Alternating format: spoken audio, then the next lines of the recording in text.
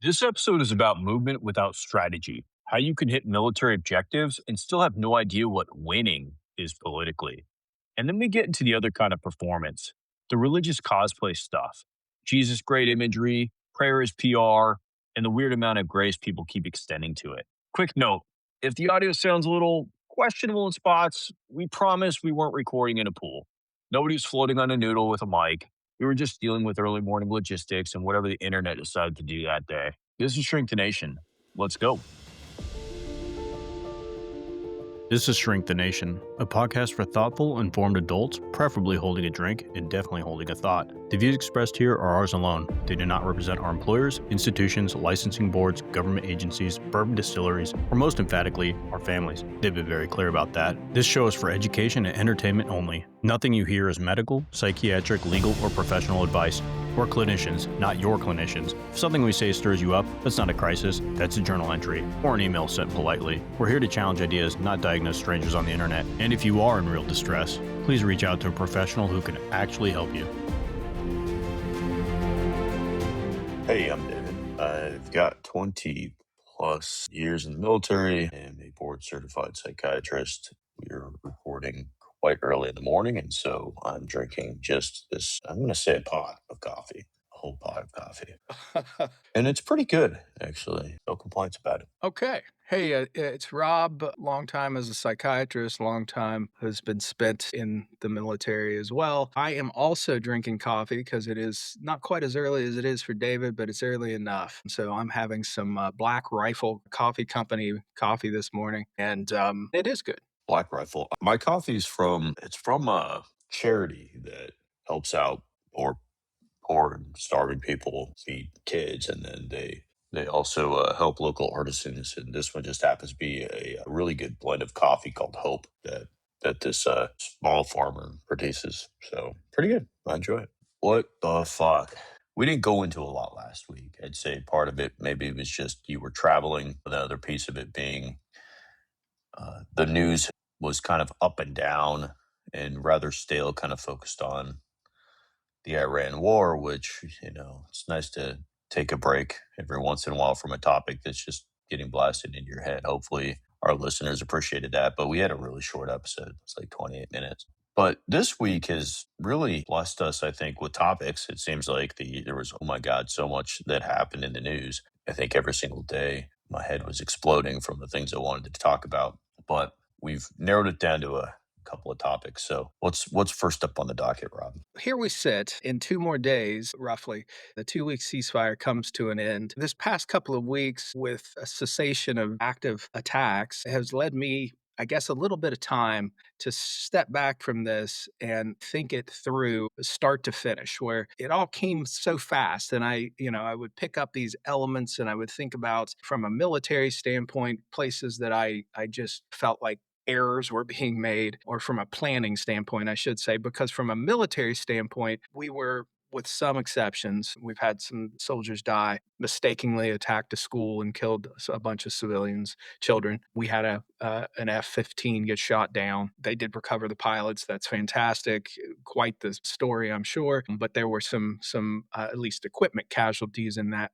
So we haven't been flawless, but darn near, the military performance has been spectacular. And where I ended up finding myself stuck, I guess it took me a while to articulate this or come to the understanding, is that the objectives that the war sort of started with were kind of all over the place. The administration had what they would state, this is the reason we're going to war. The State Department had a slightly different take. The Department of Defense had a slightly different take. But finally, it coalesced around these 3 goals. And the goal was degradation of nuclear capability, degradation of ballistic missile capability, and destruction of the Navy. And that troubled me for reasons I couldn't put together. And what I finally, in this last 2 weeks, watching the political side take precedence, it finally clicked with me why that troubled me so and why it's bothered me.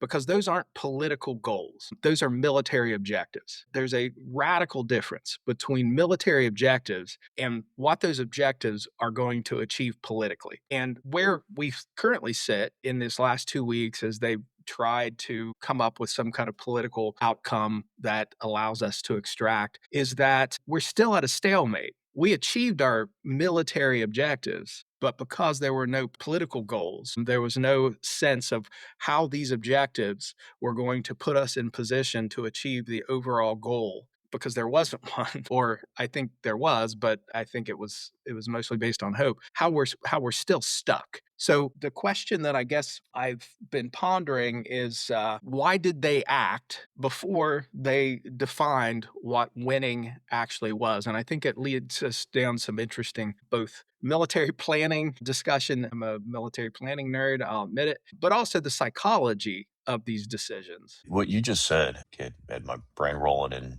you know, thinking about the fact that the first question I would want to ask is why? Why did we do what we did when we did it? Why attack when we did? What you were getting at least from my perspective, what it sounded like you were getting at was that when they eventually laid it on military objectives being the goals, and they didn't start there, but they eventually got there. What it sounds like is that the military typically has action plans for all of our adversaries. Like that's just, it is something that we do. Absolutely. Updated on the quarter. The dogma of the military is to be prepared and to make sure that you have some kind of plan. And there are people whose jobs it is to focus on an AOR, an area of responsibility, and come up with some kind of plan that if we were need to, we could go in there. So what you got me thinking was, well, if ultimately then the military objectives were the ultimate goals, then the reason that we chose to do what we did when we did was because we could. There was a plan in place, the same plan that's been updated for the last 47 years. Then they said, well, we can. Here are the military goals, but they just didn't have an objective. There was no other higher reason than, well, we're being asked to, and we can. We have a plan. So, what are our goals? Our goals are what their goals are. The goals of the person who's said, well, if we're going to attack them, here's what we're going to accomplish with that attack. So, the reasons to engage in military operations end up being usually because something significant changes. There's always a risk to engaging in a military operation, there's always cost. That cost weighs heavy, and then we certainly balance that with whatever the risk that the enemy poses to us, both militarily or if we do nothing, what risk does the enemy pose? So, one option is the reason that this kicked off because something changed dramatically in terms of those baseline capabilities that Iran had. So that either they were closer to achieving a nuclear weapon or some breakthrough in their ballistic missile technology that ended up posing a significant risk to homeland USA. I don't think any of those are true, though. There's no evidence to support that. So if we go back to the preconditions, the moment before, we were in kind of a steady state with Iran in terms of their nuclear enrichment. That had been unchanged for a long time, actually. If anything, the previous leader, the Ayatollah, he was actually consciously slowing them down. So that was a baseline thing. That there was no change there. There is no evidence to support that their ballistic missile technology had changed or improved or was at a breakthrough point. So that was a baseline, something we've been dealing with for literally decades. So, since nothing really changed from a risk standpoint, the other reason that you can go to war is if your strategic position improves for some reason. Factors come together that you are in a better position, that you can actually, because it changes the math, the cost risk ratio changes. If all of a sudden the cost to you is lower, and the risk actually comes down because of other factors, that might be another reason. This is something that we might need to do in the future. Now's the moment because we are in a better position. I don't think that's necessarily was the case, though. There was no significant shifting of either our strategic position, because in fact, I mean, we've got Russia and China for some reason, and this may play into it for some reason, even though within military circles, we still see Russia and China as our primary adversaries, as our high risk adversaries. This administration doesn't seem to share that perspective. So it is possible that all of a sudden within the administration, they thought that we were in a better strategic position to take this risk, maybe. And then there are the intangibles. the things that you can never, and the things that actually for you and I as psychiatrists fascinate us, that it's nice when you're looking in on a system to believe it is a rational actor, that they're making decisions based on rational thought process, logical, evidence-based decisions. But that's really not how humans make decisions. There's a reason why in the military we build something called a military decision making process, MDMP. We build a process in to minimize the individual personality, the human element. We try to minimize that as much as possible. It's impossible to fully remove it because you always have a commander, and that commander gets to set intent and goals and then gets to choose what courses of action are going to become lines of effort. So there's always a human effort, but unless you have a very thoughtful process, that human element. And I guess my argument is that because nothing really, the baseline conditions before, none of them had changed. And I don't believe we were in a fundamentally better position strategically to make this attack at this time. So we're left with those intangibles, the human element that I think ended up pushing us forward. It doesn't appear to be a military driven decision. And, when you think about something like war that could certainly drag the rest of the world into it, the military ability to do something, which would be a lot, our ability to attack any country is, thought about, right? As far as our adversaries go. But just because we have the ability to do something doesn't mean that we should. And I don't think that's the intent of the military having a plan in case, because the things that are putting the brakes on it are the rest of it's the political stuff. It's well, what's the fallout from attacking this country? Now, we might be thinking, well, if we were to go after Iran, what would Russia, China, North Korea do? Which is something we'd always take into consideration. But what we probably aren't spending a whole lot of time, at least from a military perspective, thinking is, well, what will the voters think? That's that political sphere and that decision that's being made there. It doesn't seem like that was thought through either, right? There's a huge economic burden of this particular war. The voters are obviously not super pleased with it for the most part. So, what was Well, this is one of those world according to Rob moments as I see it, and ignorance of something has never stopped me from having a very well developed opinion about it. So, my sense, just based on the fact that the military was intimately involved here. Now, I'm not saying, I mean, as you've already indicated, there was already a plan in place. That plan's existed. They update it every quarter, whatever, when our capabilities change, when their capabilities change, but there's a core plan for how to conduct this operation already on the books because we do that. We've got one for probably every country in this world, every contingency. There's probably a contingency plan for what happens if Canada attacks us on the all the books, ready sweet to get maple pulled syrup? off. Right. The maple syrup wars. Or when we run out of wood, that's where we're going to have to attack Canada. It's just going That, to be a knock on the door. Hey, Canada, we need yeah, wood. Get out. that sounds dirty. That's what she said.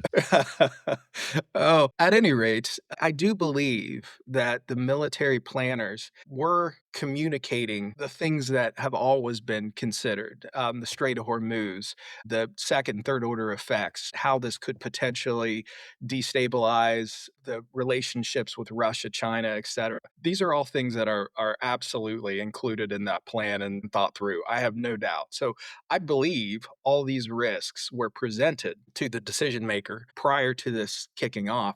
But that intangible, what I think is that we were in an interesting, which is kind of a euphemism for scary, an interesting position in which risk tolerance, the decision makers' risk tolerance is unusually high. And if you follow the career of our POTUS, what you'll see is that he has always been a risk taker. He is somebody who does best when he is in the position of the underdog. Building is something he does really well. Holding, the ability to hold, something he doesn't do so well, which is why he's had what, 6 bankruptcies or something like that. 6, yeah, 6, including a casino. How do you have a casino go bankrupt? Casinos basically print money. How do you do that? You have no advantage in a casino. I have no idea how you lose money in a casino. I don't either. But so this is an individual who has a high risk tolerance. My perception is does not sit with anxiety well, that his default is to action, to doing something, because the appearance of doing something, it fools people, I suppose, or it helps assuage some of the anxiety. So we had a leader who has an unusually high tolerance for risk, even though life should have taught him by this point that risk bites you in the ass, but apparently didn't. What Well, pause on that though for a second, because I think what you just said was that the man who is POTUS and fairly elected, after sending an armed mob to the Capitol building on January 6th, 2021, to kill his vice president and sitting members of Congress and the Senate to stop the certification of election that he lost. David, when you say it that way, you make it sound seedy. I'm just saying that the man who is currently the POTUS, people turned around 4 years later and thought, yes, this guy should be president again. And after seeing one of the more questionable responses to a global pandemic that one could possibly have to protect himself from the political fallout of there being a deadly virus, but they still realize. So, what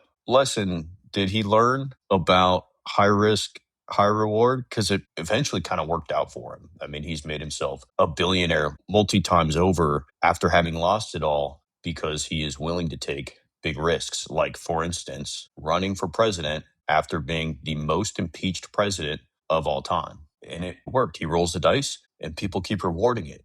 Maybe the bigger question should be, why do people keep rewarding that behavior? And I'm guessing it's because they're so confused by it. Yeah. Well, this is something that I certainly have noticed. The administration is playing by a set of rules that are completely foreign to us. One could even argue, I mean, you could use the term crazy. They're unbound from the norms of our regular order of politics. They're unbound from the sorts of responsibility that leaders have to their constituents and the fact that usually constituents tend to judge harshly. This guy carries some ability to basically bend reality into a bubble that keeps his core base not questioning whatever he says, even though objective evidence. I mean, that's one of the reasons why he gets away with a lot that he does, because he does it right out in the open. And our brains tell us if he's doing it in the open, it can't be illegal or wrong. So he does have a remarkable ability to bend space time. What you observe is that he doesn't set off the bullshit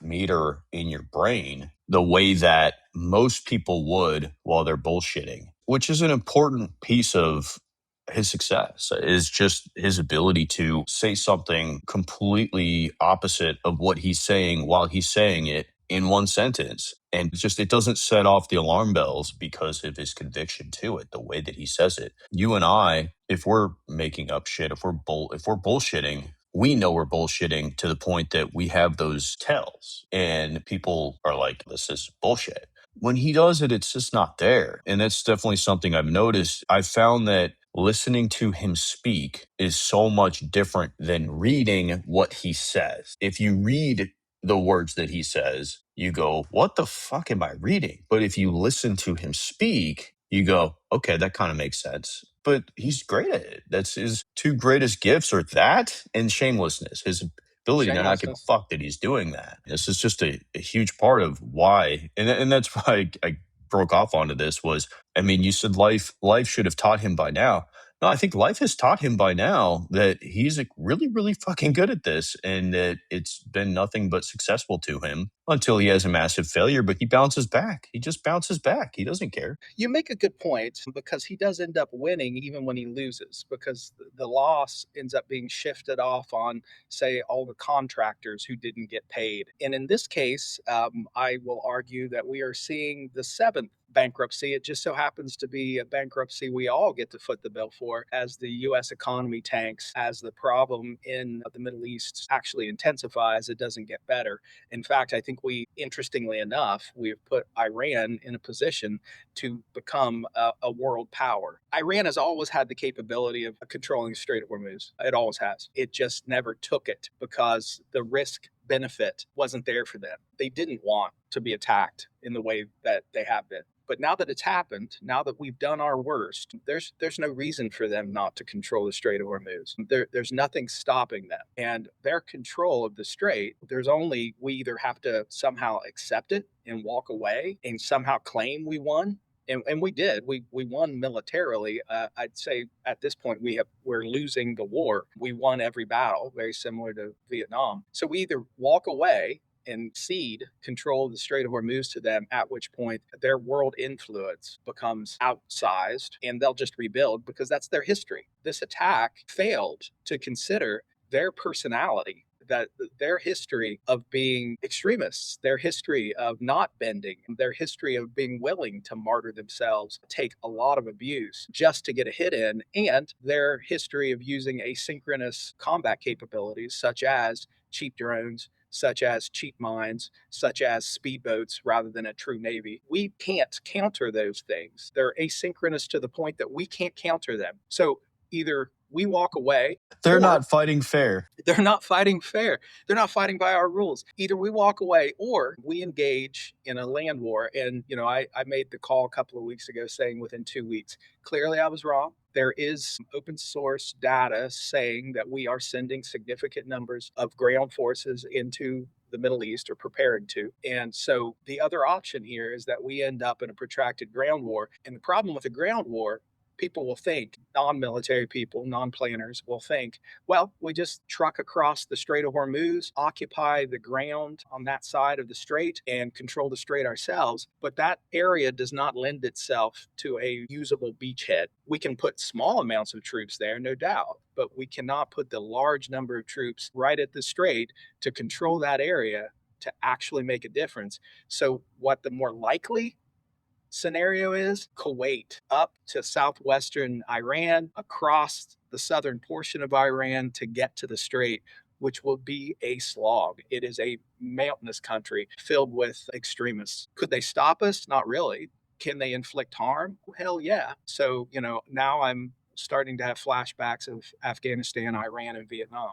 You weren't talking about just now about Afghanistan and Vietnam. I thought you were. And I guess that's where I wonder, and honestly, add into it Ukraine. I think what we have to understand deeply is that the laws of war, the rules that we're trying to follow, are all predicated on this history of being able to take over and somehow colonize a country in order to maintain control, which how successful has that really been since Britain was the superpower of the planet?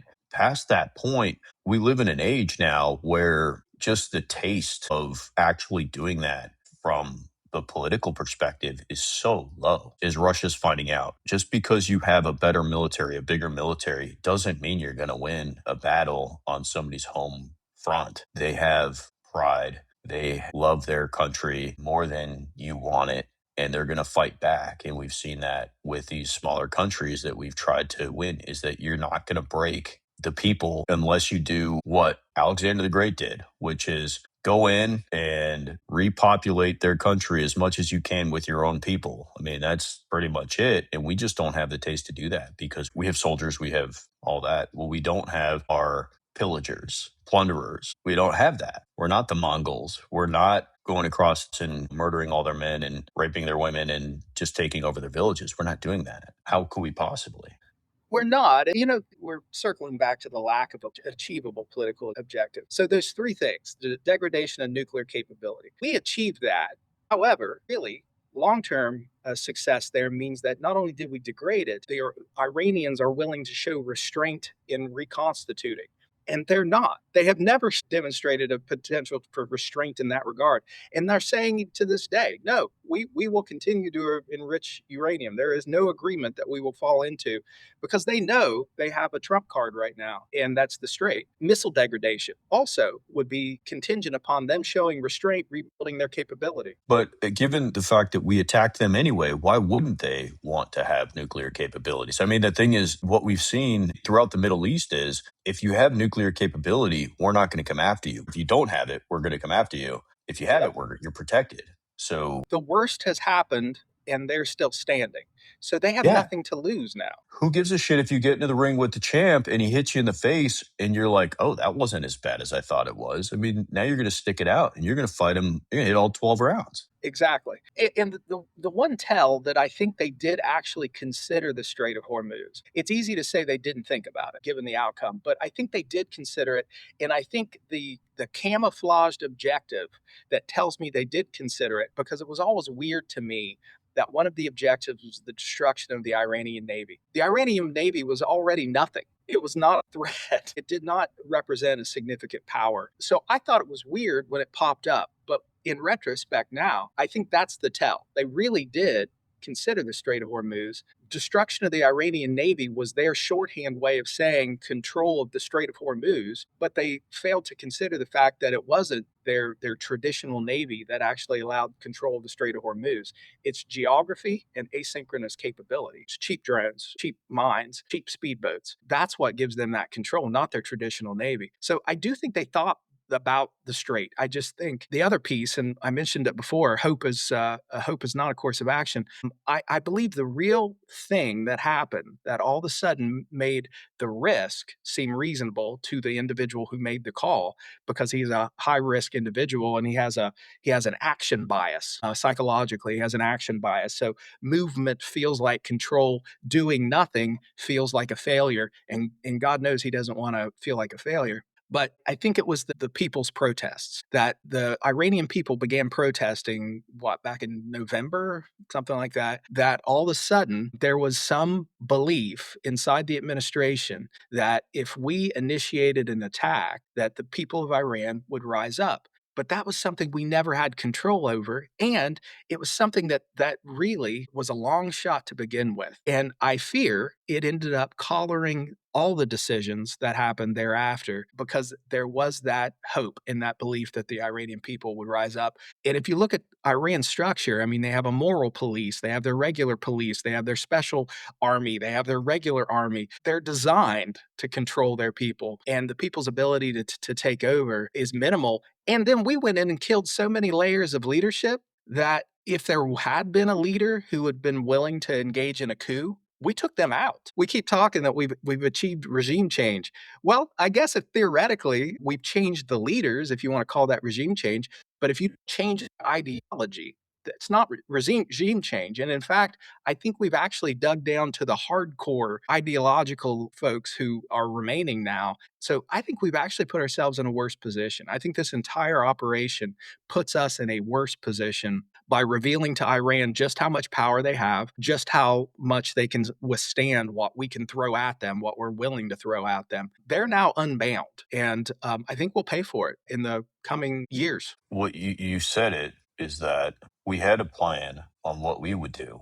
We knew that taking out the Navy militarily was an important piece of controlling the Strait of Hormuz. What they really failed to take into consideration was that just because we have a plan to attack a country doesn't mean that that country doesn't have a plan on what to do if we attack them, because they put their plan into place immediately while we were still ramping up. Big issue being that we knew key points that we were going to go after, and maybe it's just part of, we have a plan, but we didn't use the full plan, right? Like, because part of the big plan would have been boots on the ground and everything else. But we only went after the big core objectives and said, that's what we're trying to accomplish. And that's something we could have accomplished really quickly, and we did. But beyond that, having the protest, having this thought that, because I've heard this from people who were very supportive of this war, all we got to do is weaken this regime enough that people will rise up. It will happen.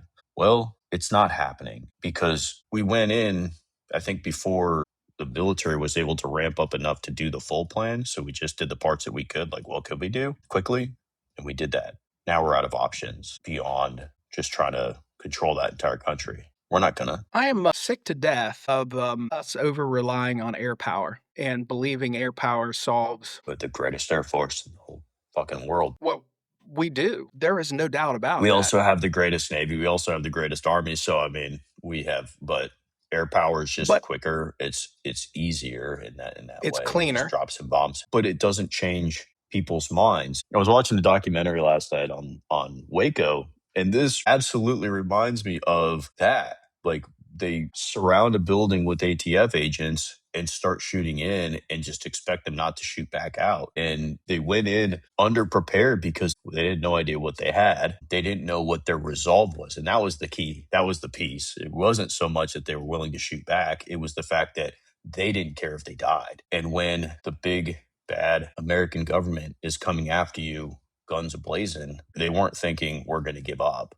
And neither was Iran. They're like, they're already killing us. So we're not going to give up. We're just going to fight back until our death. And I think that's where we fail, is that we come from this mindset that we have, which is self preservation. That if somebody were attacking us on this scale, that somehow we think we would just be like, okay, let's retreat. They can have it. And the thing is, that's bullshit too, because what did we do during the Revolutionary War? Like what is it that allowed our country to survive the attack from a far superior power and everything else? Is that we were willing to die for our country. And so were We the waited them out. Iranians. We were willing to absorb whatever the Yeah. cost. And that's what Iran is doing. And that's what Afghanistan did. That's what Vietnam did. That's what Ukraine is doing. We will absorb, but we will fight back. We're not just going to stand here and die, but I'm willing to die.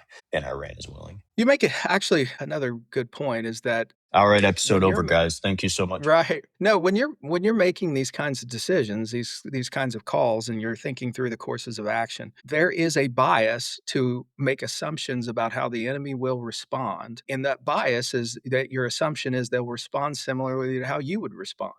Their rule set, their worldview is similar to yours. That is a dangerous, dangerous assumption. I think the belief was that one, the people of Iran would rise up. All right, that didn't happen. We never had control over that. You can never count on something you have no control over. But I think we did. The other thing that the assumption was is that when we started breaking their shit, they want us to stop breaking their shit.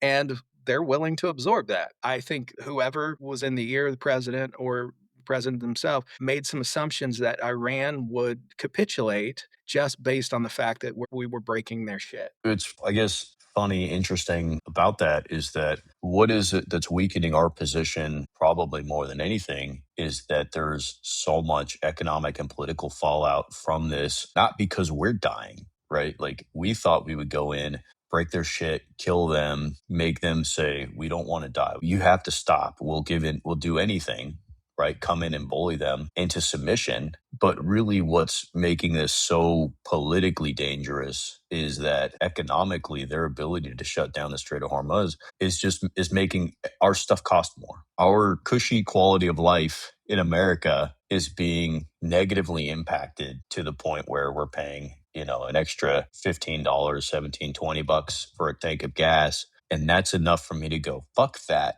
I'm not willing to spend a little bit of extra money. Whereas they're dying in the streets. I mean, it's funny. In democracies, democratic nations, a component of your military power is the goodwill and support of the people. And once that gets withdrawn, your military power gets degraded. Now, your core military power doesn't change, but it does impact our ability to fight and win this nation's wars if the people are against it. And we've seen this over and over and over again. And what you just highlighted is that Iran, because they're not a democracy, we're not going to hear from Bob, the teacher who's living somewhere in the hinterlands of Iran, and his dissatisfaction. That doesn't count. What counts is the leadership, and the leadership are ideologically pure and willing to die for this. So the whole country is. Us, because we're a democracy, it count on what Joe, the guy on the street, thinks, or Jill, the gal on the street, thinks. And our willingness to absorb pain is much less than their willingness to absorb it. I just find that Well, interesting. this reminds me of you're at a bar and there's someone who's really intoxicated and you don't want them to drive. So you take their keys because you think you're solving a problem, but then they punch you in the face anyway. So the second order effect there is a predictable one that my objective is here, but this is where it ended up hurting. And that's where we're at. I'm sure we'll have more conversations about this and maybe we'll have more profound thoughts in the future, but we got to get to a different topic. Yeah. And this one slayed me. I couldn't figure out who should be more offended. But in just a series of Christian missteps, Donald Trump posted himself looking, the only way to say it is like Jesus, standing before a person with his hand on his forehead with light, with the The sun behind glowing. him, healing the glowingness, He healing the person. They did the full halo effect. In fact, behind him, he was glowing, his hands had power, he's healing the sick. There was an American flag, there was like a military member in the back. Yeah. Several, and then up top, there was actually these 4 figures that I immediately thought of the 4 Horsemen. So, I think it was an homage to the 4 Horsemen, even though it was not. It was I honestly, I couldn't tell you what they're kinda blurry, but, it had a lot of Christian iconography. Apparently, he just thought he was a doctor, because you and I both know that when we're treating people, our hands glow, and we wear, Jesus clothes. That's standard. I mean, every day I get up and put on another robe. And this is where I'm struggling to figure out who should be more offended, because Christians were offended. To depict oneself as Jesus is seemingly a violation of their belief structure, I would imagine. I believe it's one of the commandments. Thou shalt not worship false idols. It's a ballsy move to do that. But I guess this is where I was wondering then who should be more offended. So as a physician who had to go to school for a decade Wow. plus to earn that title, because I think he said, I thought I was a doctor because that's what I do. I heal people. So as a physician, I'd say it's kind of offensive that one, you think that's what it is, but two, having no advanced degree to then depict yourself as something to the people because you make these decisions that, I mean, have ended probably more deaths than anything. But I think his doctoring thought process was inject yourself with bleach, or can we just inject ourselves with light or something? I guess. Yeah. So as a doctor, I think there's some offense there. As a Christian, I'm not sure what's more offensive. The fact that he depicted himself as Jesus, which I think is pretty offensive. But the other one being that his response to there being backlash was to pretend like he didn't realize that he was depicting himself as Jesus. And I don't know which is worse of that if he actually did not realize that what he was depicting was a very religious looking photo, or the fact that he just did it. I don't know which one, because I think if you're Christian and you look at that, that's all you're going to see is Jesus, right? And so I don't know, like, is it worse that he just didn't know, or is it worse that he clearly knew and then lied about it? What's more offensive? Or being a Christian doctor. Yeah, he clearly knew. But let's say he didn't. Let's just go with what he said. Like, let's take him at face value. Isn't there something offensive about the fact that he didn't? I have been to a lot of European countries, and I have been to countless churches in these countries. Beautiful, beautiful churches. Yeah. What he did was just short of something that would be in stained glass on any one of their windows. And for him, let's just say, okay, he was right. I just thought I was a doctor, which I do think is bullshit. But if he didn't think that was bullshit, wouldn't that be more offensive that it didn't immediately go into his head? Being a Christian as he claims to be? Certainly would imply that his understanding of Christian iconography and values and belief structure is so in question, Limited. which throws into question whether he's a Christian or not. I think we know the answer. So yeah, that's offensive. But here's the question: that when I saw it, I was surprised that people were so offended. Not because it wasn't offensive. I found it offensive. I found it ridiculous, actually. It made me laugh. It's so ridiculous. But I do remember very clearly during the election cycle when he was running, his followers were posting Jesus like pictures of him. I mean, they posted he's been every type of hero. He was He's Superman. been He was Rambo, Rocky Balboa. He's Rambo. He ripped. Exactly. And they absolutely there were images of him sort of taking on a divine nature. And when other people posted it, there was less, if any, outrage whatsoever. The difference was that he's the one that posted this himself. Why now? What caused him to post that at this moment? Because my sense is that back when his base, which he does have an evangelical base that support him, they certainly identify as Christians. It's important to them. How do you measure on a scale, what constitutes devout, but it is important to them. The identity of Christianity is important to them, and he used to have that support base. And I have this sense that he misses that. That all of a sudden he's feeling that his base is starting to disintegrate, and he was trying to shore up that evangelical Christian identity population on his own. He was pushing it out into the universe, trying to get these people to remember, oh, yeah, we used to say that he was God's chosen, that God put him here to save us from, woke politics and adventurous wars. And here we are. Fell flat. Yeah, him pushing it out would be the difference, right? Him sharing his own imagery and people thinking like, well, why does this guy think? Whereas with other people doing it, they can maybe brush it off as being less offensive because it's fan art at that point, right? Hmm. I guess though the thing that it got me thinking about when I saw this was because one thing is I think the people who complain and a lot of times happen to be at least from his probably from his own fan base, probably more of the very vocal minority who are actually upset about this. Probably a lot of people who had posted similar things probably were like, that's great. I would have posted the same thing. It's a very loud group that's maybe smaller who is more offended. But what got me thinking about was this kind of grace that's been extended to him and other people within his circle over and over again. The benefit of the doubt seems to be a place where he lives and thrives. And what got me thinking about that was there was a recent article about the monthly prayer thing that Pete Hegseth does at the Graham Pete, Pentagon. He apparently used a scripture verse from Pulp Fiction. scripture-esque. So there's this, iconic scene from Pulp Fiction where Samuel Jackson starts to say his favorite Bible verse, but it's not real. And Pete chose to use that during his prayer. Now he modified it a bit, so it wasn't Put exact, in but his it own was call sign. the benefit of the doubt. And I think that's maybe the default of somebody who's trying to not be partisan on this is that, well, there's no evidence per se that he thought it was real. He just happened to use it in this prayer. And so we don't know.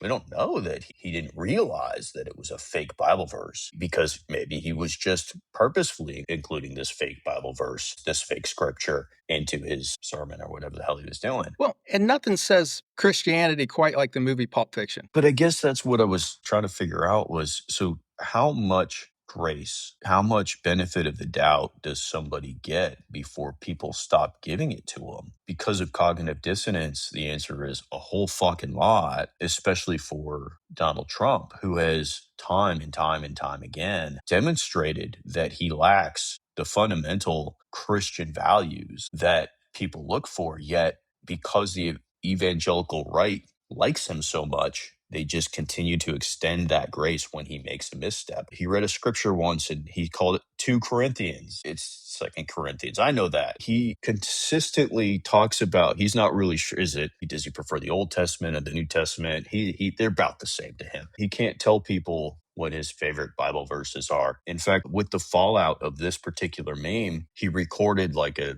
2+ minute reading of a scripture for some big Bible conference that's supposed to be released there's like hours and hours of religious content, but he did a 2-minute recording for it that they're releasing to kind of help him recover from this particular thing. But he's still reading from the Old Testament. I'm just not getting it, Robbie.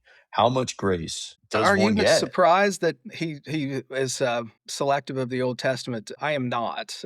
The Old Testament's much more hardcore than the New. Yahweh was a He was a rough he dude. was a he was an angry God, a jealous God. Here's a follow-on to this, and again, second, third order effects. Maybe this is being driven politically. I don't know. I'm not entirely sure what's driving the Secretary of Defense to incorporate religious iconography and prayer, very Christian evangelical prayer, so prominently in a war in the Middle East against Muslims. That's not helping. That is not going to win support from the people of Iran. It's probably a little frightening for them, and it has a crusade kind of element to it, which we were really cautious about back in Iraq and Afghanistan. We did not want to make it a religious thing. We did not want to play into that as a justification to fight against us. So whether he's doing it politically, whether there is this lean into this being a religious movement, this war having religious overtones, it's uncomfortable for me. I think it puts our military in a really difficult position. I think it's a degrading separation of church and state. And, it's easy to, like most US citizens, at least identify culturally as Christians. They don't get offended by Christian iconography and Christian prayer. But once you adopt a state religion, then that shifts too. Your brand of Christian may not be the brand of Christian that got accepted. And there was a reason why the pilgrims left England, even though they were Christian. So It isn't necessarily about going along with Christianity. It isn't about isn't the benefits of doing it are that we actually have a very religious country in the grand scheme of things. We have a great deal of Christians and Christians who are willing to vote one specific way if the leadership suggests that they do that. I think the benefit that I would see the real value in making it about Christian ideology, it's not the things that you just said, the reasons that we avoided doing it. I think where it benefits this administration to use Christian ideology and iconography is in that it becomes so dangerous to attack that it's a very protected position. So if you call into question their use of Christian iconography, Christian ideology, it's really easy to defend yourself from that attack by attacking the attack. Does that make sense? mhm. So your political rivals really struggle with appearing, because if you say, "Man, you really shouldn't do that," the immediate response is, "You're assaulting my religion," or "You're assaulting the religion," and maybe that's really has nothing to do with it. Disliking using the prayer and all these Christian things to justify it is more of what you just said. It's the separation of church and state. But they've built their entire argument on we shouldn't have a separation of church and state. And you're restricting my religious beliefs if you say that. And you're attacking Christianity. What do you don't love? You don't love Christianity now? It's not an accurate argument, but it's an easy argument to make.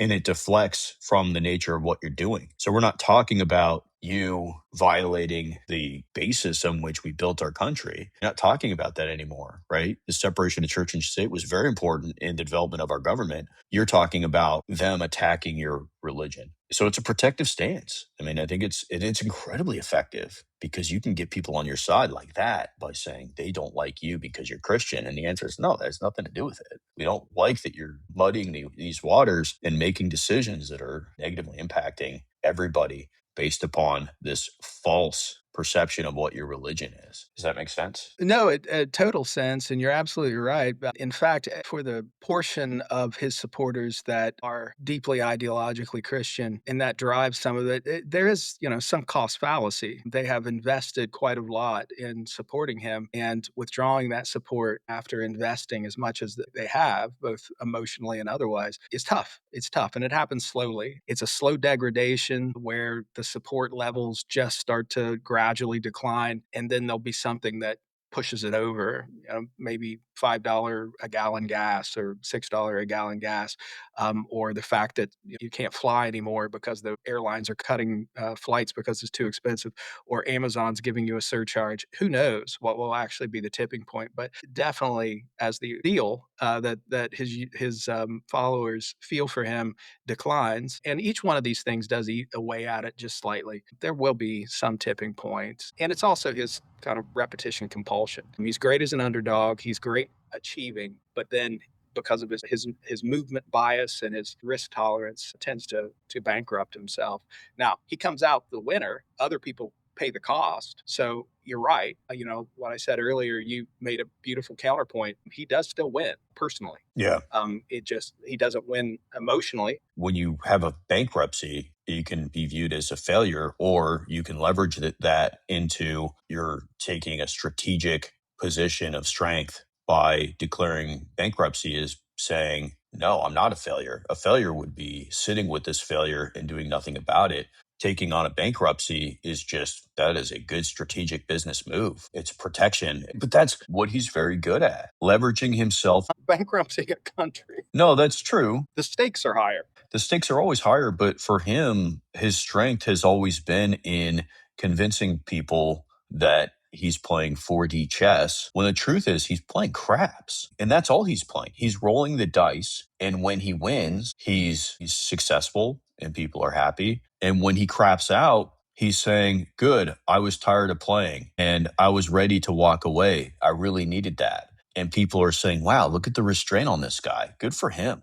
Good for him tapping out at the right time. I mean, he lost all of his money, but he's got a nice suit. That's the game he's played throughout his entire life. It was never 4D chess. It was never 5D chess. It was never chess. It was craps. He's just doing it with our country now. So that's not scary. Not at all. He's always leveraged the position, though. And I think that's where the religiosity comes in. He's leveraging a position. It's difficult to attack somebody for their faith because there's no measure of it. So you and I can sit here and say he's not demonstrated any of the core principles or values of Christianity. He doesn't appear to know scripture or anything else. A pastor once, I think jokingly said it didn't even seem as though he had read the Bible. And his response was, ha ha ha, well, you know. But to question his faith is just something you can't do. In fact, because you don't know. I don't know what's in his brain. Nobody does. But it's that right there. It's that benefit of the doubt. It's that grace. He lives in that zone of, well, I don't really know. So I'm going to have to assume the best. Because if I assume the worst, then I'm now attacking something